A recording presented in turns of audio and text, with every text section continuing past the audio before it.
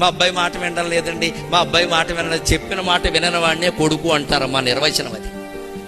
చెప్పిన మాట విన్నట్టు నటించేదాన్ని కూతురు అంటారమ్మా, పెద్ద తేడా లేదు. వాడు మగాడు కాబట్టి నేను విన్నాను నేరుగా చెప్పేస్తాడు. ఆడపిల్ల కదా కొంచెం మొహమాట, okay daddy, okay daddy, as you like it, okay daddy అని బయటికి వెళ్ళి చుట్టూ పీకే డాడీ. మనం చెప్పినట్టు వింటున్నట్టు నటిస్తుంది, బయటికి వెళ్ళి బాయ్ ఫ్రెండ్కి ఫోన్ చేస్తుంది. విందాం, బాగా పట్టేసింది. బతుకు బస్ స్టాండ్ అయిపోతుంది, జాగ్రత్త అని చెప్పాలి. మళ్ళీ ఇంటికి రానివ్వనని చెప్పాలి.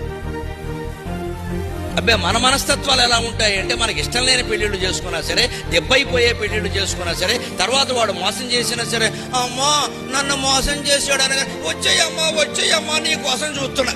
ఒకరే పెట్టాలమ్మా, ఖచ్చితంగా ఒకరే పెట్టాలి. మేము చెప్పినా వినకుండా వెళ్ళిపోయావు కదా, మేము నిశ్చితార్థం చేసినా వెళ్ళిపోయావు కదా, మా పరువు తీసేసావు కదా, మా ఇంటికి ఎలా వస్తావమ్మా? కాసేపు బస్ స్టాండ్లో ఉండి కొంగు చాపి అడుక్కో అమ్మా, 3 రోజులు నీకు జీవితం అంటే ఏమిటో తెలుస్తుందని చెప్పాలి.